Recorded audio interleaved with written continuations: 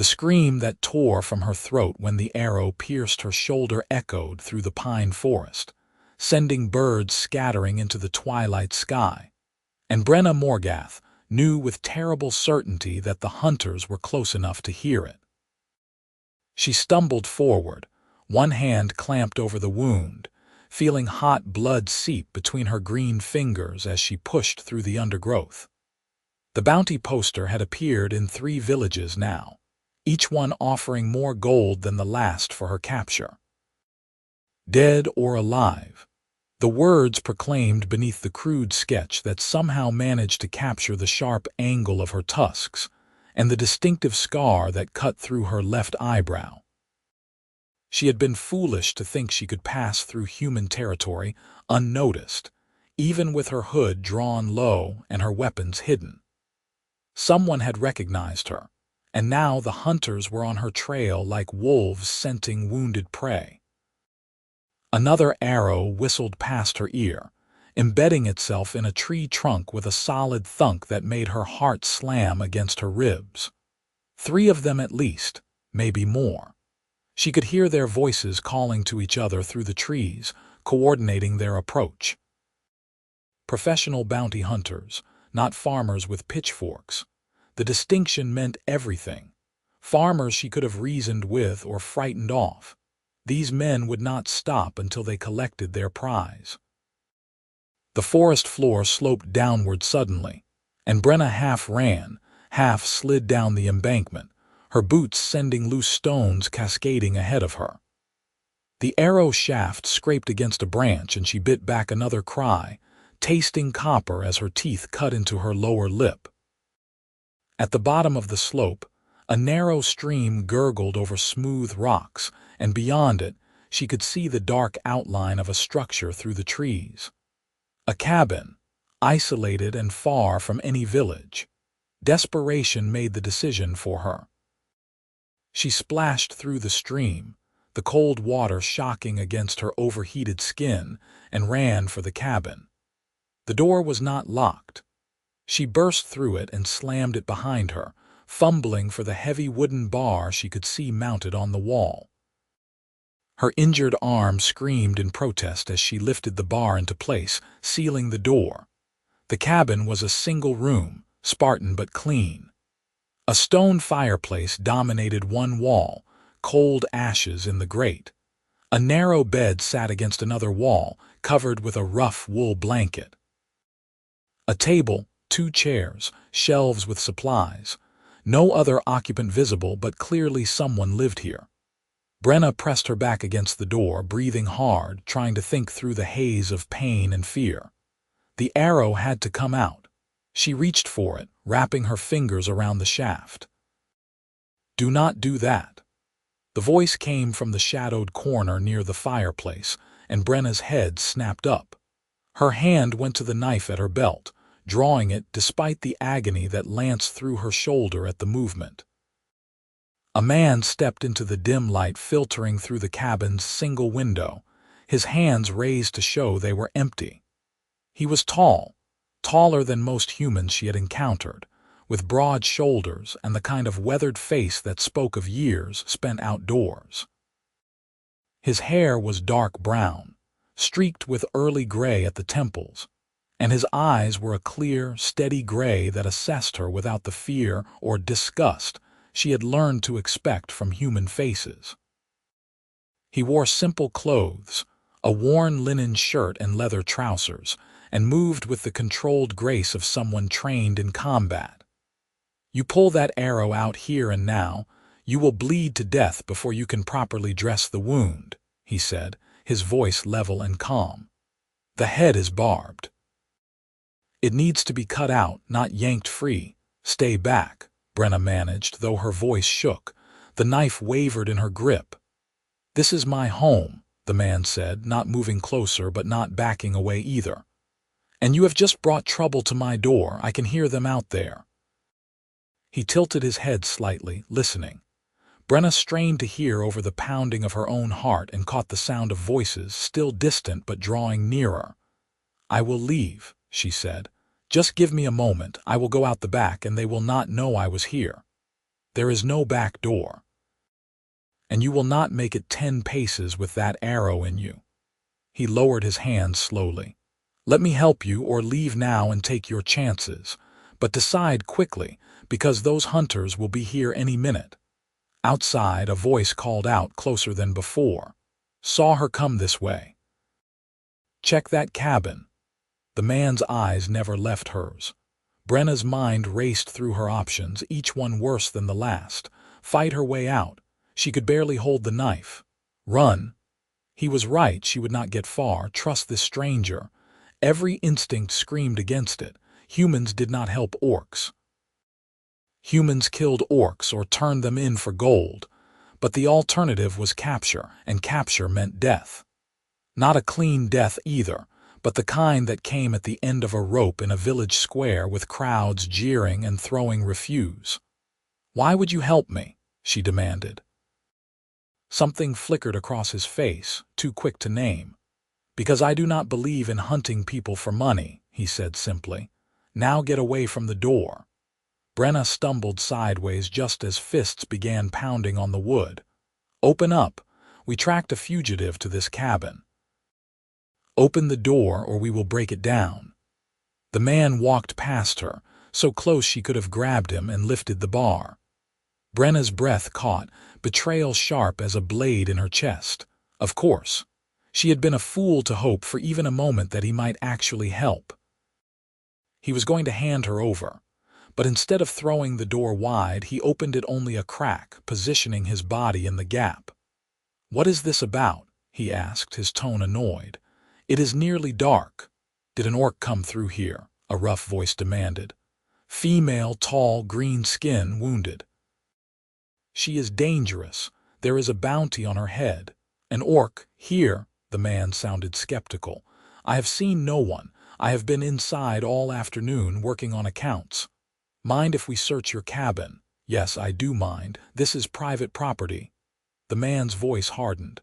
I am Yoren Fischer. I served 10 years with the King's Border Guard. I know the law, and you have no right to search a man's home without cause. There was a pause. Brenna pressed herself against the wall beside the fireplace, hardly daring to breathe. Her blood was leaving dark stains on the wooden floor. If they forced their way in, if they saw those stains. The tracks led right to your door, another voice said, younger, uncertain. Then they led past it, Yoren said firmly. The stream runs beyond this cabin and the forest is thick. If your quarry is as wounded as you say, she cannot have gone far. Check downstream. You are wasting time arguing with me. More muttering outside, too low to make out the words. Then, if we find out you are hiding her, you will be charged as an accomplice. Harboring a wanted fugitive is a hanging offense. I am aware. Now get off my land. The door shut with a solid thud, and Yoren dropped the bar back into place. He turned to face Brenna, who was staring at him with wide eyes, her knife still raised though her arm was shaking badly now. They will circle around, he said quietly. They will watch the cabin for a while to see if you emerge, which means you cannot leave and we need to do something about that arrow. Sit down before you fall down. Why did you do that? Brenna whispered. I told you. I do not believe in hunting people for money. He moved to the shelves and began pulling down items, a clay jug, clean cloth, a small sharp knife, a leather strap. I am going to build up the fire. No one will think twice about smoke from my chimney at this hour. I need you to sit at the table. This is going to hurt quite a lot, and I will need good light. Brenna's legs were shaking. She lowered herself into one of the chairs, keeping her injured side angled away from him, though she knew it was pointless. The arrow protruded obscenely from her shoulder, and blood had soaked through her tunic, dark against the rough fabric. Yoren knelt by the fireplace and began building up the fire with practiced efficiency. Within minutes, flames were crackling cheerfully, casting warm light through the cabin. He hung a pot of water over the flames to heat, then brought his supplies to the table. His movements were calm, methodical, and Brenna found herself watching his hands. They were scarred and calloused, the hands of a man who worked with them, but they moved with surprising gentleness as he laid out his tools. "I will need you to remove your tunic," he said, not looking at her. "Or I can cut it away if you prefer." Brenna hesitated, then began to fumble with the laces at her throat with her good hand. The tunic was ruined anyway. Yoren turned away, giving her privacy, busying himself with tearing the cloth into strips. She managed to work the tunic down her good arm, but when she tried to ease it over the arrow, the world tilted sickeningly. "Help!" she gasped. Yoren was there immediately, his touch careful as he assessed the situation. "I am going to cut the sleeve away," he said. "Stay still." The sharp knife made short work of the fabric, and then she was sitting in just her breast binding and trousers, feeling exposed and vulnerable. Yoren showed no reaction to her state of undress or to the green tone of her skin. He brought the heated water to the table and began cleaning around the wound. "Tell me about this bounty," he said as he worked. "What did you do to earn it?" "I existed," Brenna said bitterly. "That is crime enough for some humans. There is more to it than that. Bounties cost money to post. Someone wants you badly enough to pay for it." She was silent for a long moment, watching his face. He had a strong profile with a straight nose and a firm jaw, the kind of face that could be harsh or kind depending on the expression. Right now it was focused, concentrated on his task. "I refused to marry the chief of the clan," she finally said. "Gorthak the Red-Handed. He wanted to unite two clans through marriage, and I was chosen. I did not want the match. I challenged his authority in front of the assembled clans. He could not let that stand, so I fled." "And he posted a bounty to bring you back?" "No. He would have sent orc warriors to bring me back. This bounty was posted by someone else." She drew a shaky breath as Yoren's fingers probed the edge of the wound. "I think the humans who posted it want to use me as bait. Capture me, and Gorthak will come for me. Then they will have their justification to attack the clans." Yoren's hands paused. "That is a serious accusation. That is the truth. There are men in the border settlements who have been looking for an excuse to drive us from our lands. What better excuse than a clan chief attacking a human town to retrieve his stolen bride? Except you are not his bride. That will not matter to anyone but me." Yoren returned to his work, his jaw tight. He cleaned the wound thoroughly, and Brenna clenched her teeth against the pain. When he reached for the knife, she made herself look away, fixing her eyes on the far wall. "This is going to be the bad part," Yoren said. "I am sorry. I need you to stay as still as possible. Bite on this." He handed her the leather strap. She took it, placed it between her teeth, and nodded once. Yoren positioned himself, bracing her shoulder with one hand while the other brought the knife to the entry wound. The first cut was fire. The second was worse. Brenna bit down hard on the leather, a muffled sound escaping her throat. Sweat broke out across her forehead. Yoren worked quickly but carefully, widening the wound enough to get at the barbed arrowhead. His fingers slipped inside the cut, and Brenna saw stars. "Almost there," he murmured. "Stay with me. Almost there." The arrowhead came free with a gush of blood. Yoren immediately pressed cloth to the wound, applying pressure. "Good. You did well. The worst is over. I need to clean it out now and stitch it closed. Can you hold on?" Brenna spat out the leather strap. "Do what you must."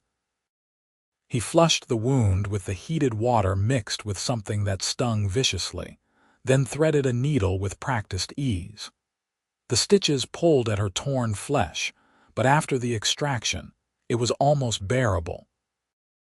Brenna watched his face as he worked, seeing the furrow of concentration between his brows, the way he pressed his lips together when he made a particularly delicate stitch. He had done this before, many times. Field medicine, learned from hard experience. You said you served in the border guard, she said, partly to distract herself from the needle. Why do you live alone in the woods now? I retired. You are not old enough to retire. His hands paused for just a fraction of a second. I had my reasons. He tied off the thread and cut it, then began bandaging her shoulder with the strips of clean cloth. You need rest. The body cannot heal without it, and food when you can manage it. I cannot stay here. You said yourself they will be watching. They will watch for a few hours, maybe through the night, but they will not sit on my doorstep forever. They have other hunts to pursue, other bounties to collect. Give it a day or two and they will move on. A day or two? Brenna stared at him. You would shelter me for that long? You do not even know me. I know you have been injured and you need help. That is enough. He secured the bandage and stepped back, surveying his work. The spare blanket is in that chest. Make a pallet by the fire. I will take the bed. In the morning we will figure out what to do next. I should not be here. I am putting you in danger. I can handle danger. What I cannot handle is knowing I sent a wounded woman out into the night to be hunted down like an animal. His gray eyes met hers, steady and sure.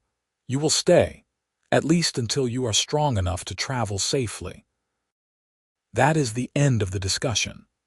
Brenna wanted to argue, but exhaustion was crashing over her in heavy waves. The blood loss, the pain, the fear of the past hours, all of it was catching up to her at once. She nodded slowly. Yoren brought her a shirt of his own to replace her ruined tunic. It was far too large, hanging nearly to her knees, but it was clean and warm. He turned away again while she changed, and she found herself oddly touched by the gesture. Most humans would not have cared about an orc's modesty. She made a rough bed from the blanket near the fire, every movement sending twinges through her injured shoulder. When she finally lay down, the warmth of the flames was blissfully comforting. Yoren moved around the cabin, securing the door, banking the fire to last through the night, checking the window. The simple domestic actions were strangely soothing to watch. Thank you, Brenna said quietly as he prepared to retreat to his own bed. Yoren looked at her, and for the first time he smiled. It was a small smile, barely a quirk of his lips, but it transformed his face. You are welcome. Sleep now. You are safe here. She wanted to believe him. Against all reason and experience, she found that she did. Sleep claimed her almost immediately, pulling her down into darkness where hunters could not follow. She woke to the smell of cooking food and gray morning light filtering through the window. For a moment, she could not remember where she was, and panic surged through her. Then she saw Yoren at the fireplace, tending a pan, and memory returned. His cabin. The arrow. She was still alive. Her shoulder throbbed with a deep, insistent ache, but when she cautiously moved her arm, it responded. Yoren had done good work. The wound would heal cleanly if she was careful. How do you feel? Yoren asked without turning around. Like I was shot with an arrow, Brenna said, pushing herself to sitting. The room spun briefly, then steadied. Fair enough. He brought her a plate with fried eggs and thick slices of bread. Eat. You need to rebuild your strength. She had not realized how hungry she was until the food was in front of her. She ate quickly, barely tasting it, while Yoren settled at the table with his own breakfast. He had already been outside, she realized. His boots were wet with dew, and there was color in his cheeks from the cold morning air. The hunters? She asked between bites. Gone, as far as I can tell. They watched through the night, but they broke camp at dawn and headed east. They are following the stream like I suggested. They think you kept running. They will realize their mistake eventually, perhaps, but you will be long gone by then. He broke his bread into pieces, not meeting her eyes. I went into the village yesterday afternoon before you arrived. I saw the bounty poster there. On the notice board outside the tavern, Brenna's appetite vanished. Then you know what I am worth. 300 gold crowns, dead or alive. His voice was flat. That is a substantial sum. She set down her plate carefully, trying to read his expression. 300 crowns was more money than most people saw in a lifetime. Enough to buy land, livestock, a comfortable existence. She had no weapon within reach, and with her injured shoulder, she would not be able to fight him off if he decided to claim the bounty after all. I burned it, Yoren said. Brenna blinked. What? The poster. I took it down and burned it, quietly where no one would see. He finally looked at her, and his gray eyes were troubled. I do not know your story. I do not know if you have committed crimes beyond running from an unwanted marriage. But I know that no person should be hunted like an animal for refusing to marry. And I know that whatever profit there is to be made from your capture, I want no part of it. The bread stuck in her throat. She had to swallow hard to clear it. You burned it, she repeated stupidly. There were only 2 copies in the village. I took both. No one else saw them, as far as I know. The tavern keeper does not wake until noon, and the notice board is not regularly checked. With luck, no one will know they were ever there. Why would you do that? The question came out harsh, almost angry, because she did not know how else to process the flood of emotions threatening to overwhelm her. You do not know me. You owe me nothing. That money could have changed your life. I have enough money. I have a roof over my head, food to eat, and my freedom. What more do I need? He pushed his plate away. As for why I did it, I told you. I do not believe in hunting people for money. That applies whether I am the hunter or simply enabling them by leaving information posted. The hunters still know. They saw the poster in other villages. True. But one less place for them to gather information is one more obstacle in their path. Small rebellions matter, I have found. Brenna stared at him, this strange human who defied every expectation she had built over years of bitter experience. You could be hanged for helping me. You know that. Only if someone finds out, and I am very good at keeping secrets. A ghost of a smile crossed his face. Comes from living alone, no one to tell them to. Despite everything, Brenna felt an answering smile tug at her own lips. It faded quickly. I should leave today. The longer I stay, the greater the risk to you. Your wound is less than 12 hours old. You need at least 2 days of rest before you should attempt any serious travel. 3 would be better. He stood and began clearing the plates. I have been thinking about where you could go. The mountain passes to the north are treacherous this time of year, but there are orc settlements on the other side. If you could make it through the passes, you would be beyond the reach of human bounty hunters. The passes are a week's travel from here, even for someone who is not injured. Which is why you need to rest now. Build your strength. He glanced at her.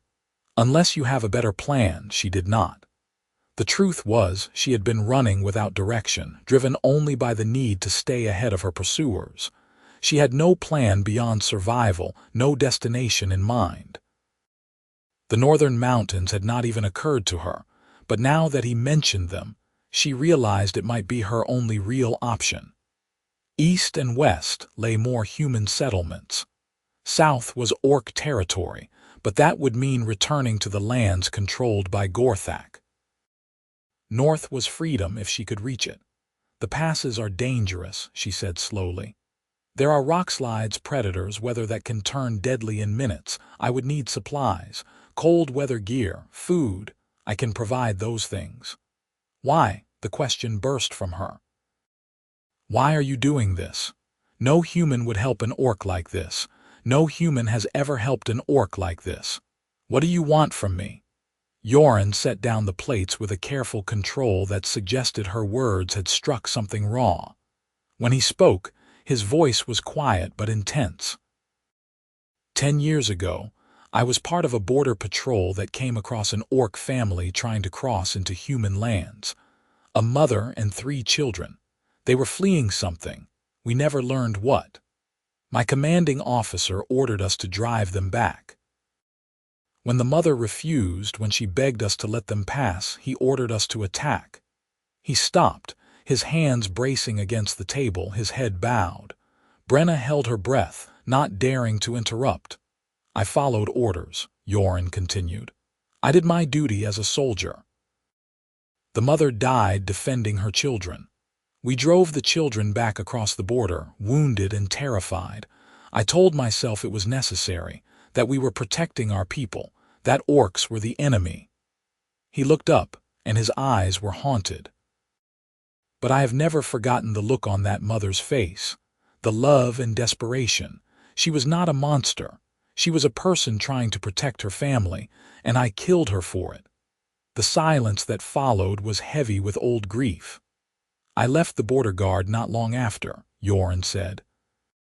I could not continue serving under a command structure that treated lives so carelessly. I came here to this cabin to live a quiet life, to try to atone, though I know I can never truly atone for what I did. He met her eyes squarely. So when you ask why I am helping you, that is why. Because I have a debt to pay.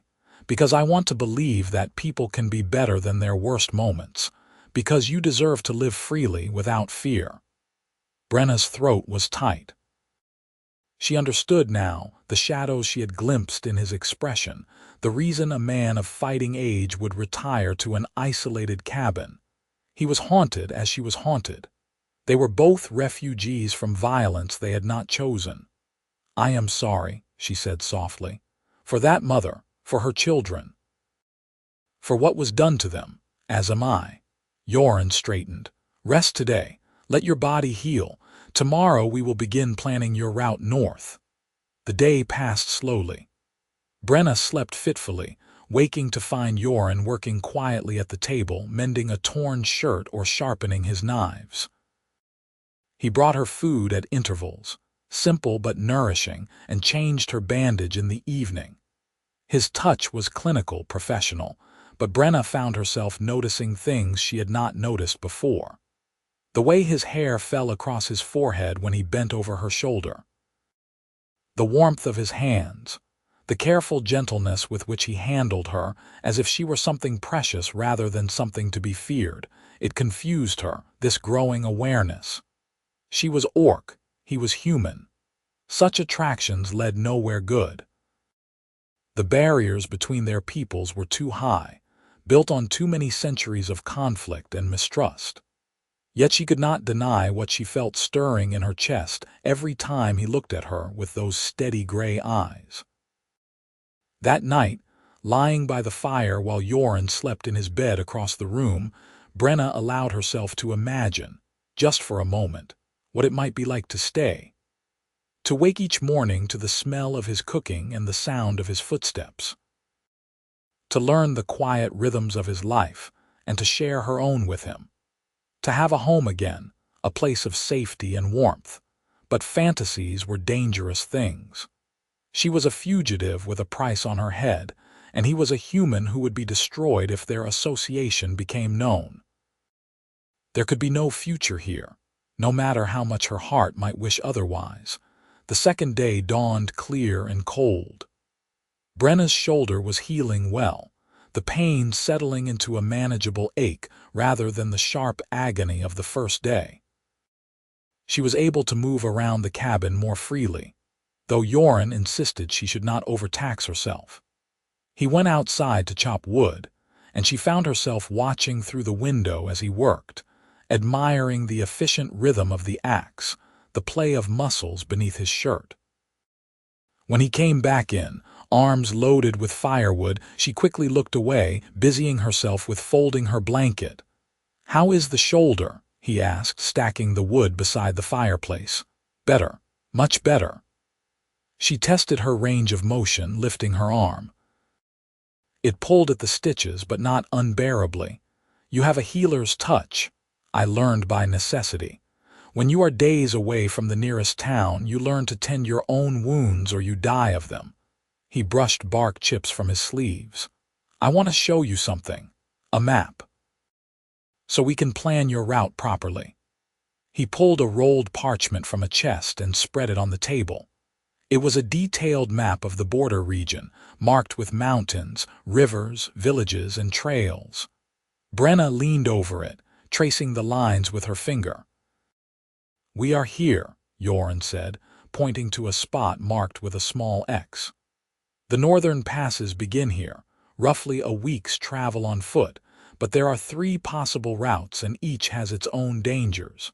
They spent the afternoon discussing the options. The eastern route was shortest, but passed through several human settlements. Too risky. The western route was longer but more isolated, winding through deep forest and over rough terrain. The central route split the difference, following old hunting trails that were sporadically maintained. "The central route," Brenna decided. "It gives me options if I run into trouble. I can detour east or west as needed." "Agreed." Yoren made notes on the margin of the map. "You will need a good pack, sleeping gear rated for mountain cold, flint and steel, dried food, water skins." "I have most of that here, but I will need to go into the village for a few items. You have already done too much. I cannot take your supplies. They are mine to give. Besides, I can replace them easily enough." He rolled up the map. "I will go tomorrow morning. The village is 2 hours' walk from here. I will be back by midday." That evening, as they ate dinner together at the table, Brenna found herself memorizing details. The way Yoren held his spoon, the small scar on his left hand. The way he paused sometimes mid-sentence, as if listening to something only he could hear. She was leaving in a few days, and she wanted to carry these memories with her, small treasures against the loneliness she knew awaited her in the mountains. "Tell me about the Orc lands," Yoren said suddenly. "What are they like?" Brenna was surprised by the question. "You have never been there." "Only to the borderlands and only as a soldier. I never saw the settlements, the homes. I never met orcs in peacetime." She thought for a moment, reaching back to memories from before her flight. "They are beautiful in their way. Harsh, but beautiful. We build our homes into the hillsides using stone and timber. Everything is communal. The clan shares food, shares labor, shares defense. Children are raised by the entire community, not just their parents. In the evenings, there are stories and songs around the fire, challenges and contests to prove strength and skill." Her voice softened. "I miss it. Despite everything, I miss the sound of my language, the smell of the cooking fires, the feeling of belonging to something larger than myself." "But you could not stay." "No, not under Gorthak's rule. He is a cruel leader, one who values strength above wisdom, conquest above peace, and I would not be his captive bride, his means to greater power." She met Yoren's eyes. "Some things are worth sacrificing everything for. Freedom is one of them." "I understand that," Yoren said quietly, "more than you might think." They sat in comfortable silence after that, finishing their meal. When Brenna rose to clear the dishes, Yoren stopped her with a hand on her good arm. "Let me. You should rest." "I have been resting for 2 days. I am not an invalid." "No, but you are recovering from a serious injury. There is no shame in accepting help." Their faces were close enough that she could see the darker flecks of gray in his eyes, the faint lines at the corners that deepened when he smiled. She could feel the warmth radiating from him, smell the scent of wood smoke and pine that clung to his skin. Her heart was beating too fast, and she knew she should step back, put distance between them, but her body would not obey. "Yoren," she said, barely a whisper. Something shifted in his expression, a crack in his careful control. For a moment she thought he might kiss her, and she knew with sudden clarity that she wanted him to, wanted to feel his lips on hers, wanted to know if this impossible attraction was as mutual as it felt. But he stepped back, releasing her arm. "I should check the perimeter before dark. Make sure no one has returned." He was out the door before she could respond, leaving her standing alone in the middle of the cabin, her heart aching with a longing she had no right to feel. That night was restless for both of them. Brenna could hear Yoren shifting on his bed, unable to settle. She stared into the dying fire and tried to talk sense into herself. This was foolish. She was leaving. He was staying. There was no point in wanting something that could never be. Yet when morning came and Yoren prepared to leave for the village, she found herself wishing she could ask him to stay. Just one more day, just a little more time. I will be back by midday, he said, slinging a pack over his shoulder. Bar the door behind me. Do not open it unless you hear my knock 3 times, a pause, then 2 more. Understand? I understand. Be careful. He paused at the door, looking back at her. I will. You too. After he left, the cabin felt unbearably empty. Brenna occupied herself by doing small tasks, washing the dishes, sweeping the floor, organizing the woodpile. Physical labor helped quiet her mind, even if it could not fully banish the thoughts that kept circling back to Yoren. Midday came and went. Then mid-afternoon. As the shadows lengthened toward evening, Brenna's unease grew into real worry. He should have been back hours ago. Had something happened? Had he been discovered helping her? Had the bounty hunters returned? She paced the cabin, looking out the window every few minutes, seeing nothing but empty forest. The sun sank lower, painting the trees in shades of gold and amber. Still no sign of him. When full dark had fallen and he still had not returned, Brenna made her decision. She could not simply wait here, safe and comfortable, while he might be in danger because of her. She found her boots, laced them tightly. Her tunic was ruined, but she found one of Yoren's shirts that almost fit and belted it at the waist. She had no weapon, but she took a sturdy branch from the woodpile that could serve as a club if needed. The path to the village was clear enough in the moonlight, worn into the earth by years of use. Brenna moved quickly but cautiously, her senses alert for any sign of danger. Her shoulder protested the exertion, but she ignored it. If Yoren was hurt, if he needed help, she would not abandon him. She smelled the village before she saw it. Wood smoke, cooking food, the earthy scent of livestock. She approached carefully, keeping to the shadows, staying off the main path. The village was small, perhaps 20 buildings clustered around a central square. Most windows were lit from within, casting warm rectangles of light onto the dirt streets. The tavern was easy to identify by its noise. Voices and laughter spilled from the open door, along with the yeasty smell of ale. Brenna crept closer, pressing herself against the side of a building where she could see without being seen. Yoren was there in the tavern, visible through the window. Relief flooded through her, followed immediately by confusion. He was sitting at a table with 3 other men, a mug in his hand, apparently deep in conversation. He did not look hurt. He did not look distressed. He looked comfortable, relaxed, even talking and drinking with his companions. One of the men said something, and Yoren laughed. The sound carried through the window, warm and genuine. Brenna felt something twist in her chest. He had not been delayed by danger. He had been delayed by choice. He was socializing, enjoying himself, while she waited at his cabin like a fool, while she worried herself sick over his safety. She turned away, anger and hurt warring inside her. What had she expected?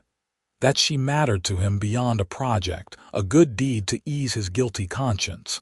He had helped her because of his past, because of what he had done to that orc family. She was not special.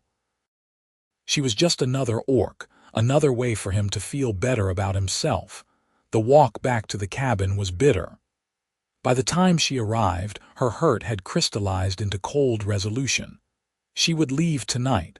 She had rested enough, healed enough. She would take what supplies she could carry and disappear into the forest before Yoren returned. Better to be alone and honest about it than to linger where she was not truly wanted.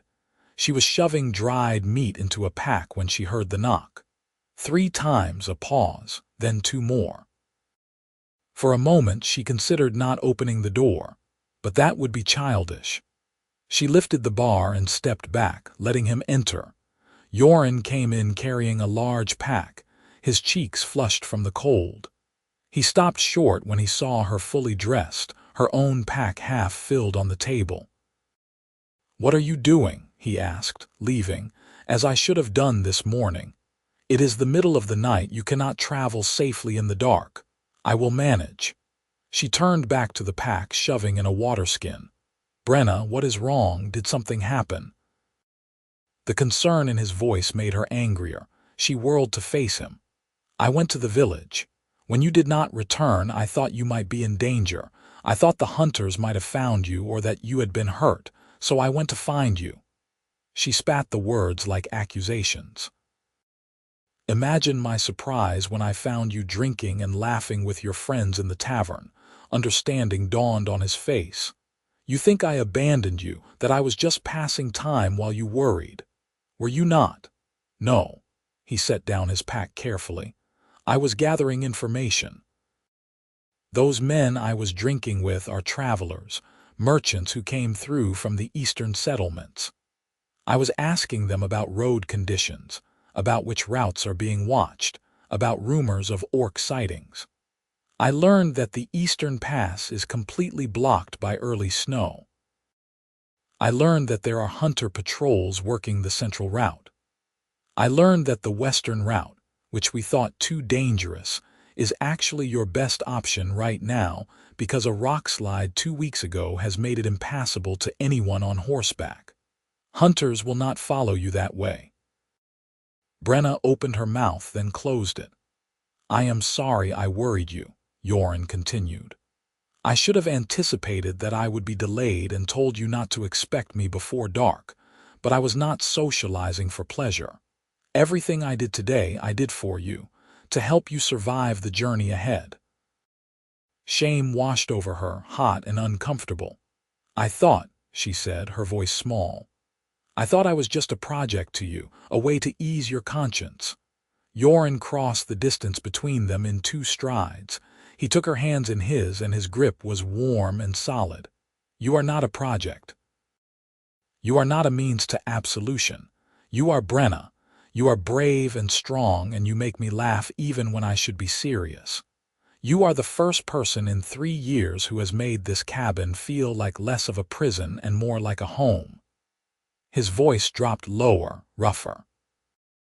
"And I have been fighting what I feel for you since the moment you stumbled through my door because I know you are leaving, and I know I have no right to ask you to stay." Her breath caught. "Yoren, I burned that poster because I could not bear the thought of you being hunted. Not because of some abstract principle, though that is what I told myself, because it was you.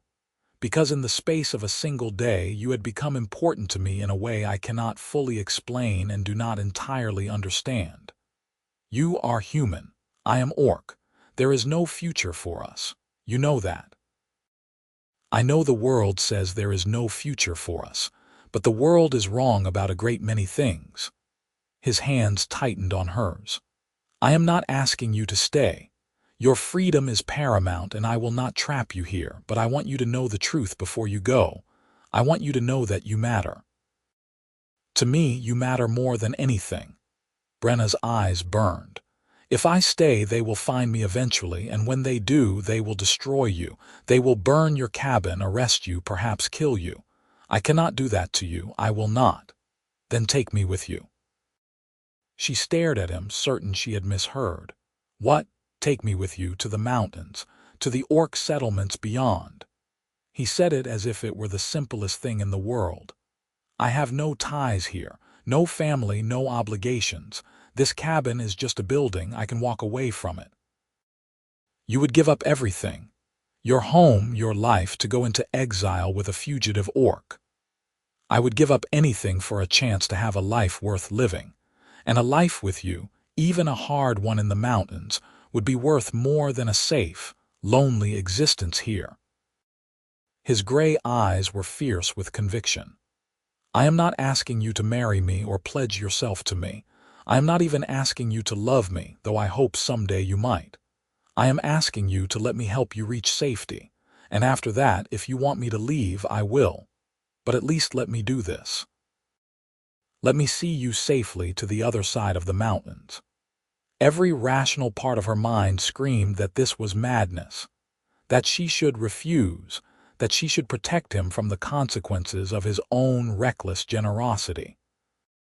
But her heart, her treacherous, hopeful heart, was singing a different song. I do not need protecting, she said. I am a warrior, I can defend myself. I know, but even warriors need companions. Even the strong need someone to watch their back. He smiled, tentative but genuine. Besides, I am not entirely useless in a fight. I may be retired, but I remember my training. This is insane. Probably. You want to do it anyway, she should say no. She knew she should say no. Instead, she found herself nodding. Yes, yes, I want you to come with me. The smile that broke across his face was like sunrise.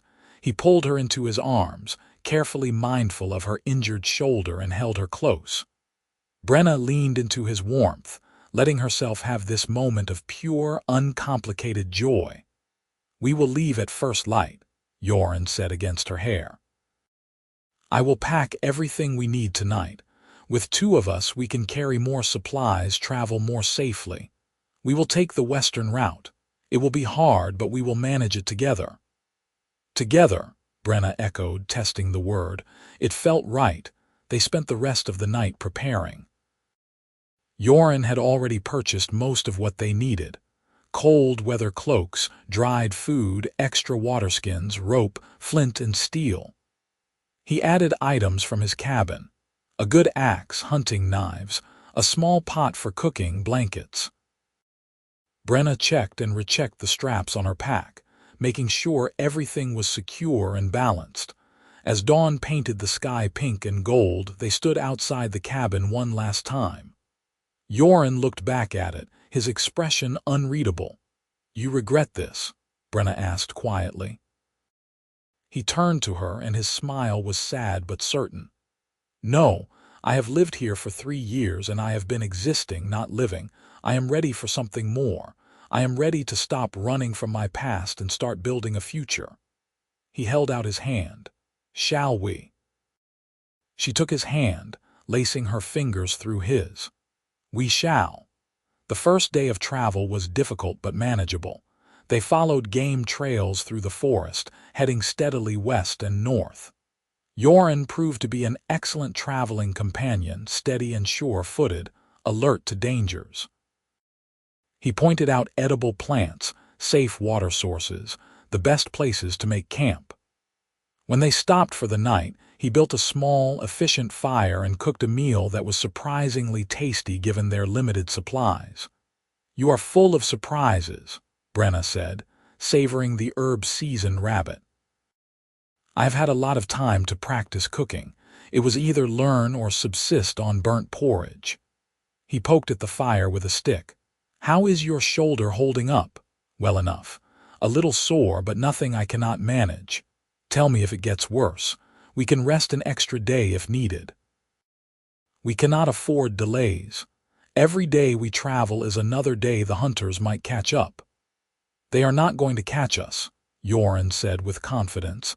We have too good a head start, and we are taking a route they would not expect. Trust me. She did trust him, she realized. Completely and without reservation. When had that happened? When had this human stranger become someone she would stake her life on? The second day brought rain, a cold drizzle that soaked through their cloaks and made the trail treacherous with mud. They pressed on, heads down against the weather, speaking little to conserve energy. By the time they made camp that night, both of them were exhausted and miserable. Yoren coaxed a fire to life despite the damp wood, and they huddled close to it, trying to dry their clothes. Brenna's teeth were chattering, and her shoulder ached fiercely from the cold and damp. Here, Yoren said, draping his blanket around her shoulders on top of her own. You need it more than I do. I am fine. You are shivering so hard I can hear your teeth rattling. Take the blanket." Too cold to argue, she accepted it, wrapping both blankets around herself. Yoren sat close beside her, adding his body heat to the warmth of the fire and blankets. Slowly, painfully, feeling returned to her fingers and toes. "Tell me about the orc settlements in the north," Yoren said. "What will they be like?" "I have never been to them," Brenna admitted. "I only know what I have heard in stories. They are said to be isolated, traditional. Clans that rejected the warlords and their constant feuds. They live in peace, mostly hunting and farming, avoiding contact with humans." She paused. "They may not welcome me. A refugee from the southern clans bringing a human with her. We may be seen as troublemakers. Then we will prove ourselves," Yoren said simply. "We will work hard, contribute to the community, show them we are no threat." People are people, whether orc or human. They respond to honesty and effort. You make it sound easy. It will not be easy, but it will be possible. That is enough. The third day the weather cleared and they made good progress. They were climbing now, the trail becoming steeper and rockier. Brenna's legs burned with the effort, but she pushed on, drawing on reserves of strength she had not known she possessed. Yoren climbed beside her, matching her pace, offering a hand over the rough spots. That night they camped on a ridge with a view of the valley below. The sunset was spectacular, painting the sky in shades of orange and purple and red. They sat side by side on a flat rock, watching the light fade, and Brenna felt a profound sense of peace settle over her. "This is beautiful," she said softly. "It is." Yoren was not looking at the sunset. He was looking at her. She turned her head and found his face very close. The air between them seemed to thicken, charged with possibility. This time, when he leaned in, she met him halfway. The kiss was gentle at first, tentative, a question more than a demand. Brenna answered by deepening it, her hand coming up to cup the back of his neck. Yoren made a sound low in his throat and pulled her closer, his arms wrapping around her. The kiss turned hungry, desperate, all the longing and fear and hope of the past days pouring into it. When they finally broke apart, both of them were breathing hard. Yoren rested his forehead against hers, his eyes closed. "I have wanted to do that since the first night," he confessed. "Why did you not?" "Because you were injured, because you were vulnerable. Because I did not want you to think I expected anything in return for helping you." He opened his eyes and they were dark with emotion. "I still do not expect anything. If this is too much, too fast, tell me. We can forget it happened." "I do not want to forget." Brenna kissed him again, softer this time. "I want this. I want you." They made love that night under the stars, moving together with a tenderness that stole her breath. Yoren was careful of her shoulder, attentive to her comfort, and when they finally lay tangled together in their shared blankets, Brenna felt something shift fundamentally inside her. This was not just desire or attraction or even affection. This was love, deep and real and terrifying in its intensity. "I love you," she whispered into the darkness, not sure if he was still awake, his arms tightened around her. "I love you too, more than I have words to express." They traveled for 9 more days, through forests and over rocky slopes, across streams and through narrow defiles. The journey was hard, but they faced it together, and that made all the difference. They talked as they walked, sharing stories from their pasts, their hopes for the future. They laughed together, struggled together, supported each other through moments of doubt and exhaustion. On the 10th day, they crested a ridge and saw smoke rising from a valley below. Not the smoke of a wildfire, but the organized plumes of many cook fires. A settlement. "Is that it?" Yoren asked, shading his eyes against the afternoon sun. "It must be." Brenna's heart was pounding. One of the northern orc villages. They descended carefully, aware that they were likely being watched. Sure enough, as they reached the valley floor, 3 orc warriors emerged from the trees. They were armed with spears and bows, their expressions wary. The lead warrior, a tall male with elaborate tattoos covering his arms, addressed Brenna in the orc tongue. "Who are you? Why do you bring a human to our lands?" Brenna answered in the same language, keeping her voice steady and respectful. "I am Brenna Morgath of the Southern clans. I am fleeing an unwanted marriage bond and human bounty hunters. This human is Yoren Fischer. He helped me escape and has traveled with me as companion and partner. We seek refuge among your people." The warrior's eyes narrowed. "A human as partner, you expect us to believe this? Believe what you will. It is the truth." She straightened her shoulders. "We ask for shelter and the chance to prove ourselves. If you will not grant it, we will move on." "But we mean you no harm." The warriors conferred in low voices. Finally, the leader turned back to them. "The elders will decide your fate. Come, and know that if this is a trick, you will both die." They were escorted into the village, a collection of sturdy wooden buildings built in the traditional orc style. Orcs of all ages stopped to stare as they passed, their expressions ranging from curiosity to hostility. Brenna kept her head high, her hand finding Yoren's. He squeezed her fingers, a silent gesture of solidarity. The elders met them in the largest building, a communal hall with a central fire pit. There were 5 of them, 3 females and 2 males, all bearing the marks of age and wisdom. They studied Brenna and Yoren with sharp, assessing eyes. The eldest, a female with gray-streaked hair and deep lines in her green face, spoke. "Brenna Morgath, I know your name. Your betrothed, Gorthak, has sent word to all the clans seeking you. He offers a great reward for your return." Brenna's blood ran cold. "He has reached even here, he has. But we of the North have no love for Southern warlords or their politicking. We will not turn you over to him." The elder's gaze shifted to Yoren. "But a human is another matter. Humans have brought us nothing but trouble. Why should we trust this one?" Yoren stepped forward, and when he spoke, his voice was clear and strong. "I do not ask you to trust me because I am human. I ask you to judge me by my actions. I have traveled many hard days to bring Brenna safely to you. I have given up my home, my land, everything I own to help her reach freedom. If that is not proof of my intent, I do not know what would be." One of the male elders leaned forward. "And what do you want in return? Land, gold, access to our territories?" "I want nothing but to be allowed to stay with Brenna. To build a life here if you will permit it. I can work. I can hunt, farm, fight if needed. I will earn my place."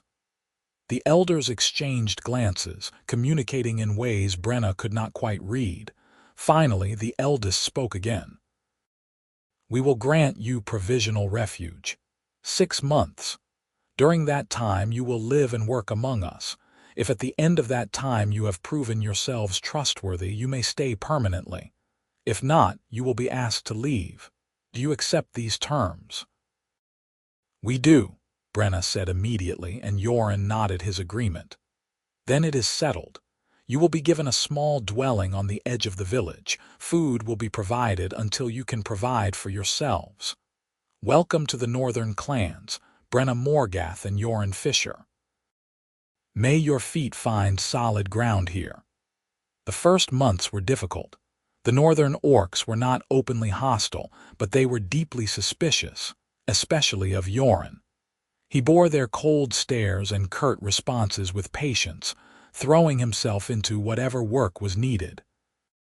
He helped with the harvest, repaired buildings, volunteered for hunting parties. Slowly, grudgingly, the villagers began to warm to him. Brenna faced her own challenges. The northern clans had different customs, different dialects, different ways of doing things. She had to learn and adapt, to prove that she was not a spy for Gorthak or a troublemaker. She worked alongside the village women, learning their crafts and sharing her own skills. She told stories of the southern lands, painting a picture of life beyond the mountains.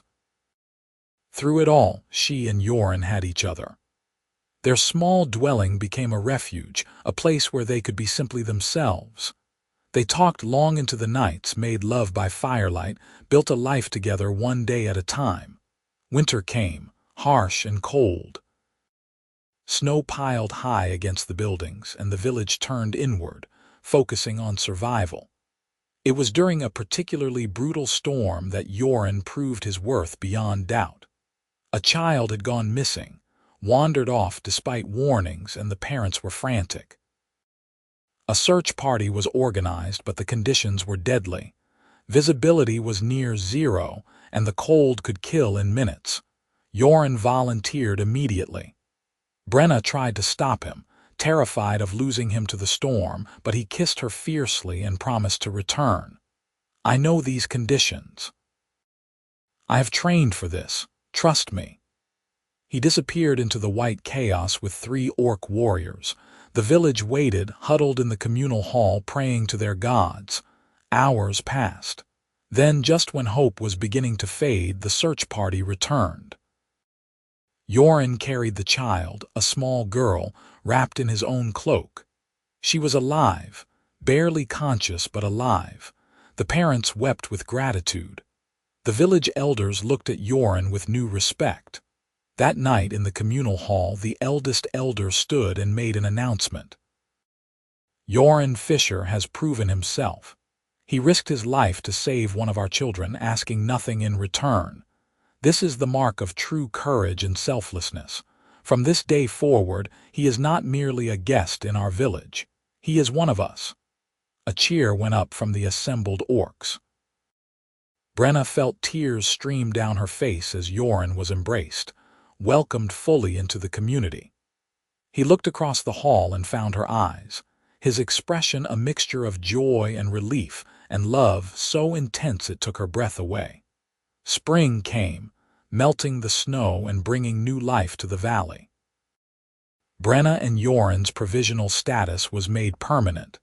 They were given a larger dwelling and a plot of land to farm.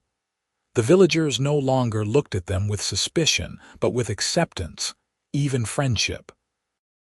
One evening, as they sat outside their home watching the sunset, Yoren took Brenna's hand. "I have something to ask you," he said, his voice nervous in a way she had never heard before. "What is it?" He turned to face her fully, his gray eyes serious. "In my culture, when 2 people want to commit their lives to each other, there is a ceremony, a marriage. I know orcs have different customs, and I would never presume to impose my traditions on you. But I want you to know that I am committed to you. For the rest of my life, however long or short that may be, I choose you, only you." Brenna's breath caught. "In orc culture, we have bonding ceremonies. They are similar to your marriages, a public declaration of commitment witnessed by the clan." She squeezed his hand. "I would be honored to bond with you, Yoren Fischer, in whatever way brings our 2 cultures together." His smile was incandescent. "Then we will create our own ceremony, something that honors both our peoples."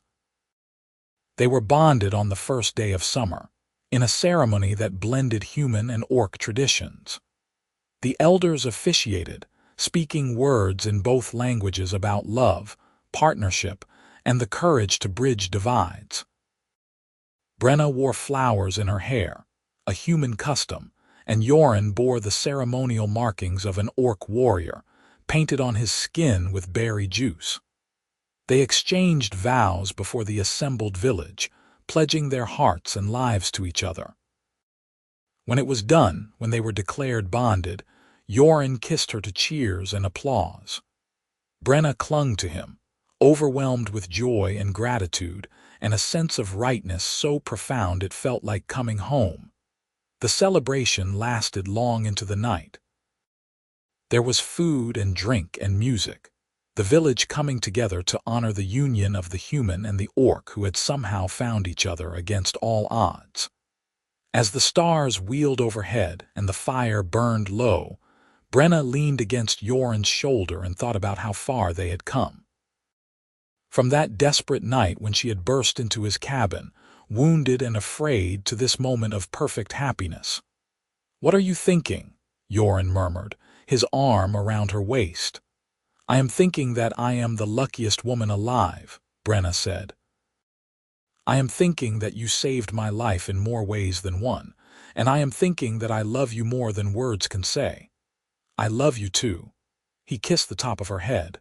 "My wife, my bonded, my home." Years passed, and their life in the northern village became rich and full. They had a daughter, a beautiful girl with Yoren's gray eyes and Brenna's green skin, who was loved and cherished by the entire community. They farmed their land, contributed to the village's prosperity, and became respected members of the clan. Occasionally, news filtered north from the southern lands. Gorthak had eventually given up his search for Brenna, turning his attention to other conquests and other alliances. The bounty had been withdrawn, though whether that was because Gorthak no longer cared or because there were more pressing concerns, they never learned. It did not matter. That chapter of Brenna's life was closed, a distant memory of a person she had been before Yoren, before the village, before this life of peace and purpose. On a cool autumn evening, when their daughter was 5 years old and playing by the fire, Brenna and Yoren sat outside their home, watching the sun set over the mountains. The peaks were already dusted with the first snow of the season, glowing pink and gold in the fading light. "Do you ever regret it?" Brenna asked quietly. "Leaving your old life, your cabin, your solitude?" Yoren considered the question seriously, as he considered all her questions. "No," he said finally. "That life was not living, it was hiding. Punishing myself for past sins, thinking that isolation was atonement." He turned to her, his gray eyes warm. "You gave me something far more valuable than peace of mind. You gave me purpose. You gave me love. You gave me a family and a community and a reason to wake up grateful every single morning."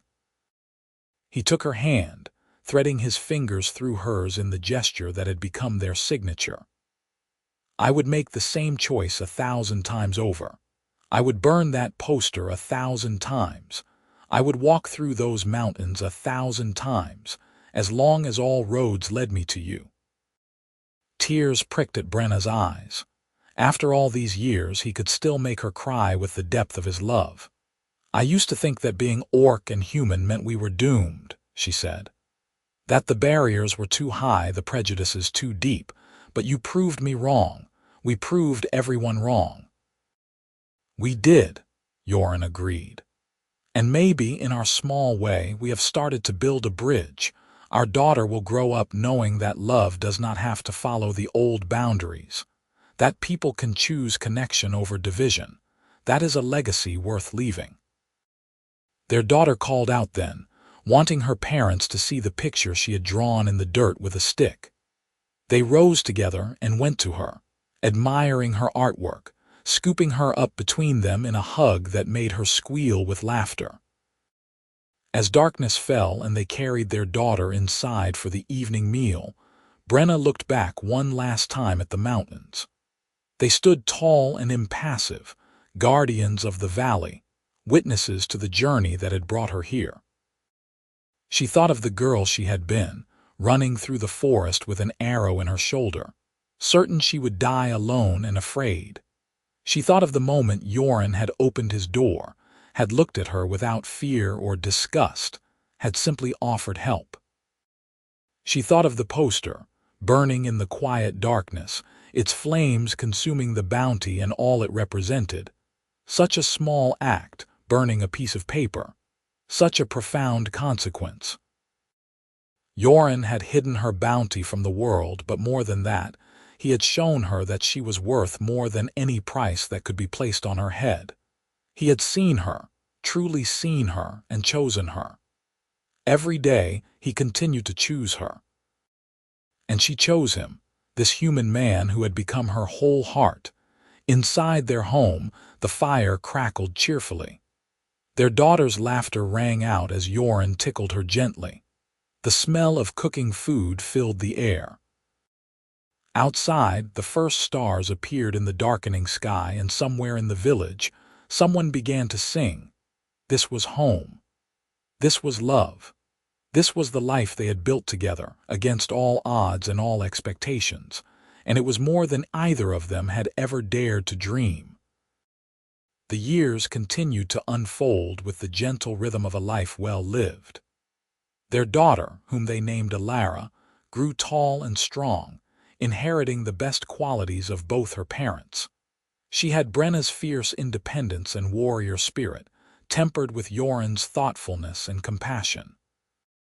The village children played with her without distinction or prejudice, accepting her mixed heritage as simply part of who she was. When Alara was 7, she came home one day with questions. She had heard some of the older orcs talking about the southern clans, about the tensions between orcs and humans, about the history of conflict and mistrust. She wanted to know why her family was different, why her father was human when all the other fathers in the village were orc. Brenna and Yoren sat her down by the fire and told her the story.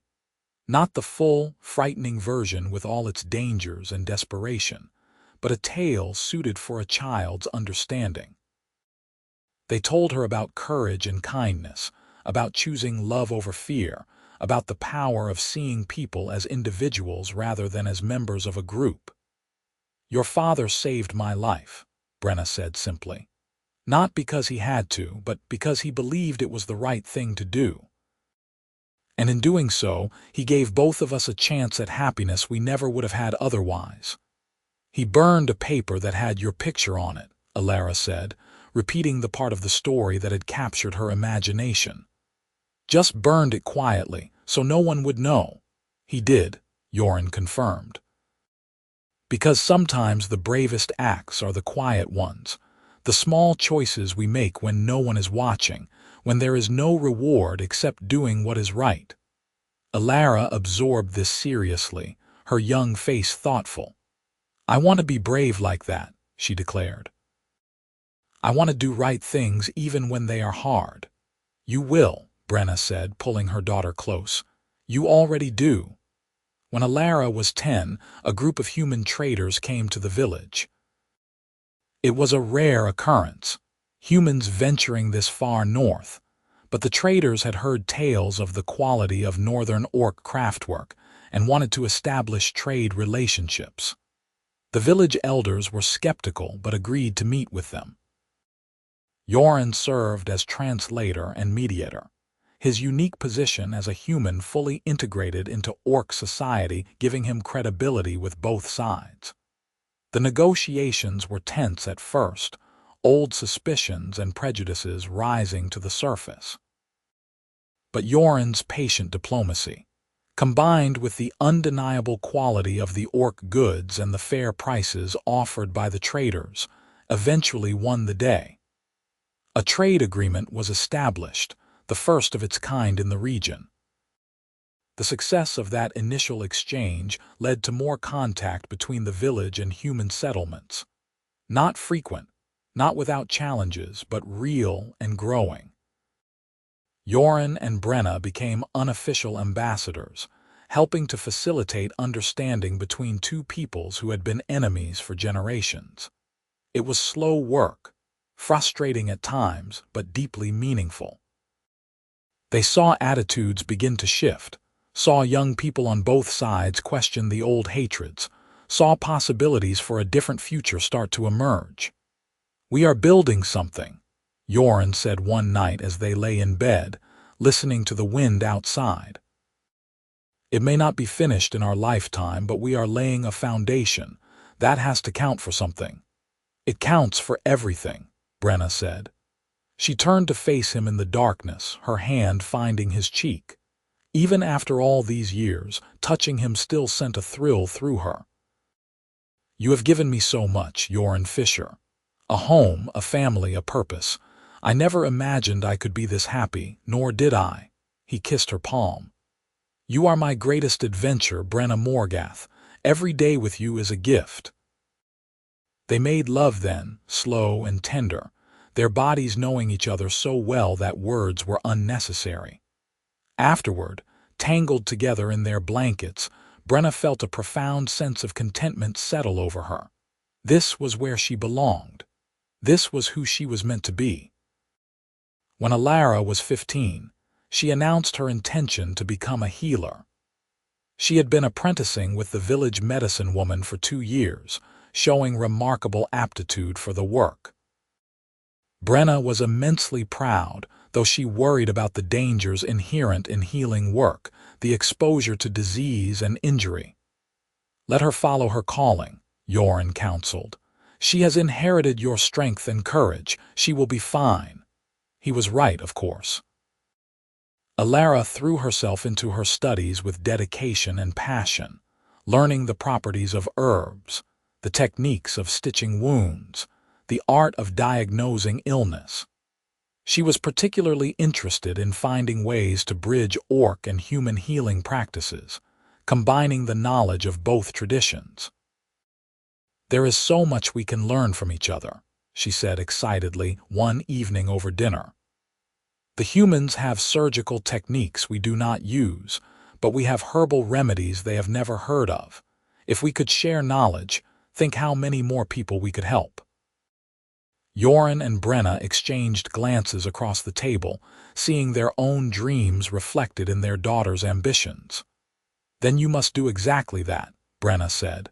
"Be the bridge, build the connections, change the world one healed person at a time." The village elders asked Yoren to take on students, young orcs who wanted to learn human language and customs. He agreed readily, teaching small classes in his home, patient with mistakes, encouraging curiosity. Some of his students went on to become traders themselves, traveling to human lands with new confidence and understanding. One of his students, a young male named Thorak, became particularly interested in human history and philosophy. He and Yoren would spend hours in discussion, debating ideas, exploring concepts. Thorak eventually became a teacher himself, spreading knowledge and fostering understanding throughout the northern clans. "You have started something important," Brenna told Yoren, watching him with one of his classes. "These young people will carry your lessons with them, will pass them on to their own children. Your influence will ripple outward long after we are gone." "Our influence," Yoren corrected. "None of this would be possible without you, without your courage in fleeing Gorthak, without your willingness to trust me when every instinct told you not to, without your strength in building a life here. You are the foundation, Brenna. I am just the builder working from your base." She kissed him for that, long and deep, not caring that his students were watching and giggling. The years turned, seasons cycling through their familiar patterns. Yoren's hair went fully gray, then white. Brenna's face gained lines and weathering, marks of a life fully lived.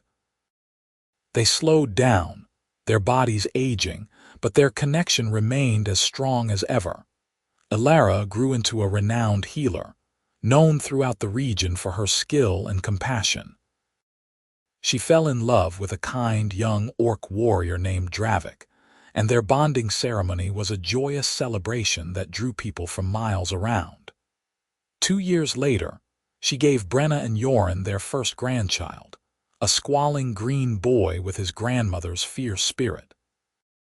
Holding her grandson for the first time, Brenna wept.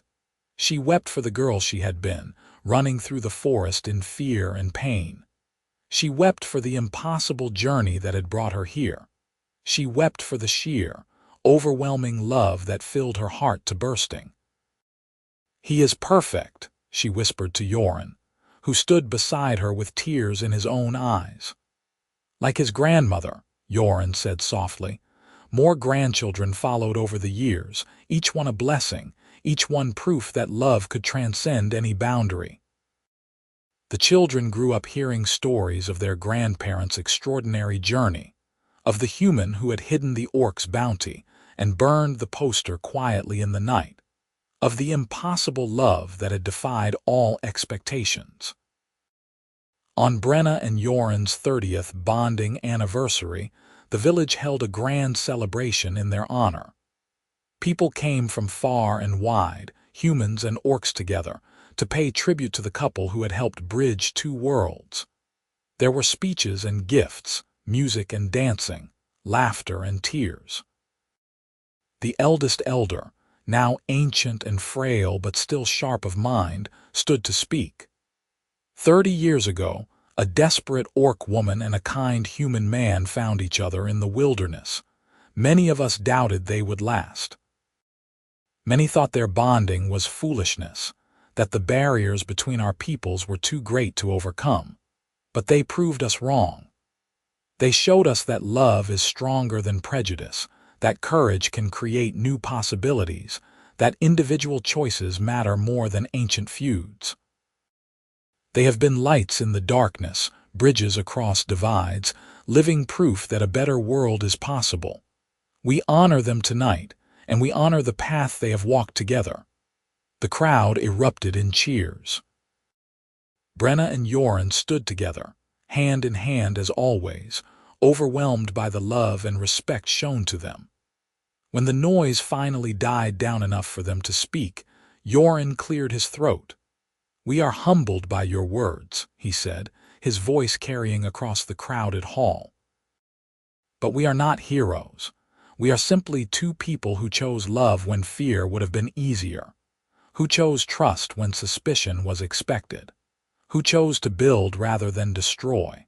If our story has meaning, it is this: every person has the power to change the world through their choices. Every small act of kindness, every moment of courage, every decision to see the person rather than the label, all of these things matter. They ripple outward in ways we cannot predict or measure. So if you truly want to honor us by making your own brave choices. By being kind when it would be easier to be cruel. By building bridges when it would be simpler to maintain walls. That is how we create a better world, one choice, one person, one moment at a time." Brenna squeezed his hand, her heart so full she thought it might burst. She added her own words, speaking in both orc and human languages so all could understand. "I fled into the wilderness expecting to die. Instead, I found life. I found love. I found home. All because one man chose compassion over indifference, courage over caution, love over fear. Never underestimate the power of a single choice. Never doubt that one person can change everything. Yoren changed my world by burning a poster quietly in the night. What will you do to change yours?" The celebration continued late into the night, but eventually Brenna and Yoren slipped away, walking slowly back to their home under a sky brilliant with stars. They stood outside for a long moment, looking up at the constellations, breathing in the cool night air. 30 years, Brenna marveled. Has it really been so long? It has, and yet it feels like both forever and no time at all. Yoren put his arm around her waist, pulling her close. "I would do it all again, you know. Every hard step, every challenge, every moment of doubt, all of it to end up here with you. As would I." She leaned into him, fitting perfectly against his side as she always had. "You are my home, Yoren Fischer, my heart, my everything. And you are mine, Brenna Morgath, always and forever." They stood there for a long time, two souls who had found each other against impossible odds, who had built a life and a love that had changed not just themselves but everyone around them. The stars wheeled overhead, ancient and eternal, bearing witness to their love. Inside, the fire had burned low but not out. Yoren coaxed it back to life while Brenna prepared for bed. The familiar rituals, repeated thousands of times over 3 decades, were comforting in their predictability. They climbed into bed together, Brenna curling into Yoren's embrace, his arms wrapping around her in the protective hold that still made her feel cherished and safe. "Tell me the story," she murmured, half asleep already. "Which story?" Yoren asked, though he knew. "Our story, how it started." He smiled into her hair and began to speak, his voice low and soothing. "Once upon a time, an orc warrior stumbled into a human's cabin, wounded and afraid, and instead of turning her away, instead of claiming the bounty on her head, the human chose kindness. He pulled an arrow from her shoulder, he hid her from the hunters, and he took down the poster that marked her for death. He burned it quietly, asking nothing in return, wanting only to help. And from that small act of courage and compassion, a love story began that would change the world." Brenna was asleep before he finished, her breathing deep and even. Yoren held her close, his own eyes growing heavy. Before sleep claimed him, he thought back to that night so many years ago, to the frightened green-skinned woman who had burst through his door, to the decision he had made in that moment to help rather than harm. Such a small choice, such extraordinary consequences. He fell asleep smiling, grateful beyond measure for the life that choice had given him. The seasons continued their eternal dance, and Brenna and Yoren grew older still. Their bodies weakened, their steps slowed, but their love never dimmed. They sat together in the evenings, watching their grandchildren play, telling stories of their youth, holding hands and simply being together. When Yoren became ill in their 37th year together, Brenna refused to leave his side. Alara did everything in her power as a healer, but they all knew this was the natural end of a long life fully lived. Yoren faced his approaching death with the same quiet courage he had shown throughout his life, more concerned for Brenna's grief than his own fate. "Do not mourn too long," he told her, his voice weak but steady. "We have had more happiness than most people dream of. Be grateful for that, not sad that it must end." "I am grateful," Brenna said fiercely, tears streaming down her green cheeks. "But I am also devastated. How do I exist in a world without you? The same way you existed before me, with strength and courage and grace." He lifted a shaking hand to cup her face. "But you will not be alone. You have our daughter, our grandchildren, our entire community.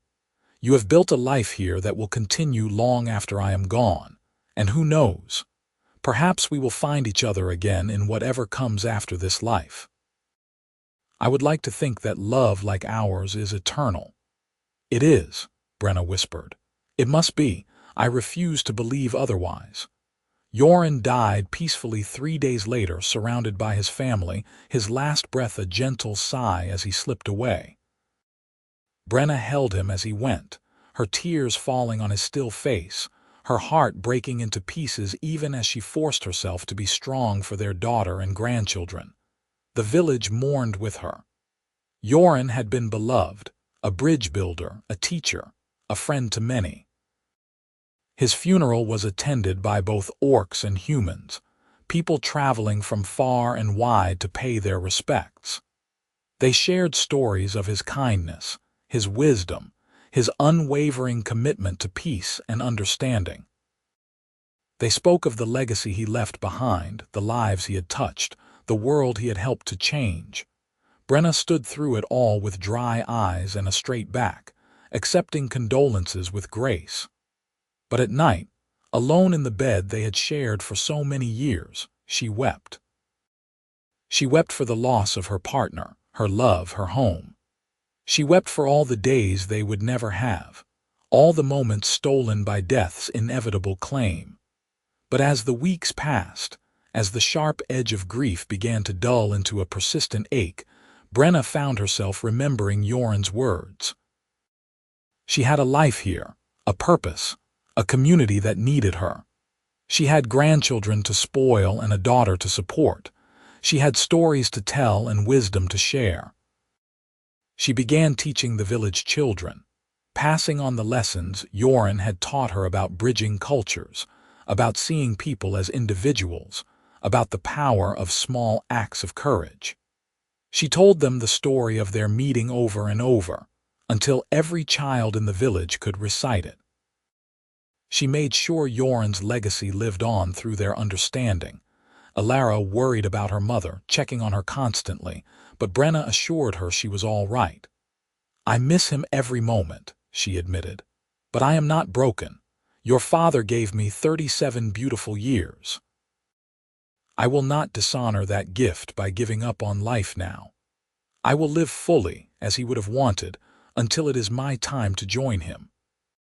5 years after Yoren's death, when Brenna was old and frail herself, when her green skin had faded to a paler shade and her tusks had yellowed with age, she felt her own time approaching.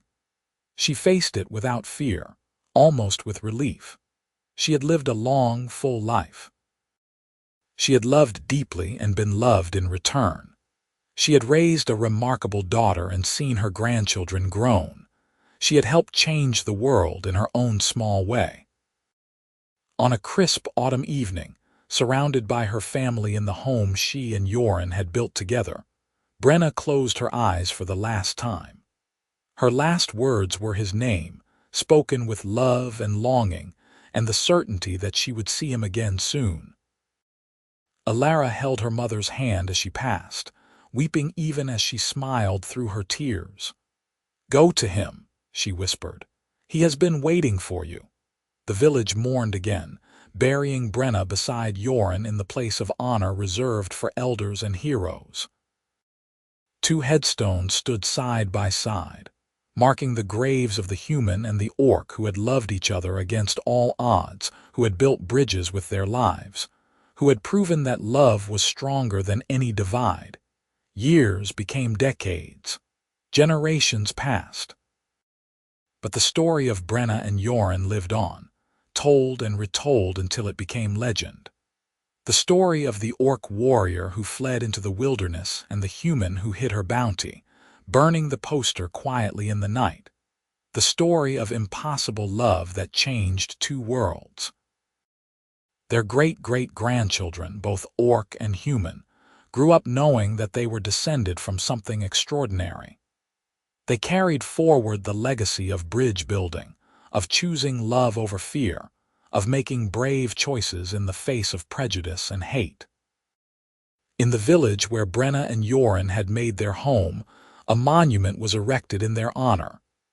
2 figures carved from stone, hand in hand, looking toward the mountains. Beneath it, an inscription in both orc and human languages. Here lived Brenna Morgath and Yoren Fischer, who taught us that love knows no boundaries, that courage can change the world, and that every small act of kindness matters. May their legacy live forever in our hearts and actions. And it did live on, in the traders who crossed borders without fear, in the children who played together regardless of their parents' species, in the couples who chose love across cultural divides, in every person who made the brave choice to see individuals rather than enemies, to build rather than destroy, to love rather than hate. The poster had been burned quietly in the night, a small act of defiance against injustice. But from those ashes had grown something beautiful and enduring, a love story that proved anything was possible, a legacy that would last forever, a light in the darkness that would never be extinguished. And somewhere, in whatever realm awaited beyond death, Brenna and Yoren walked hand in hand, together again, their love eternal and unbreakable, their story complete but never ending.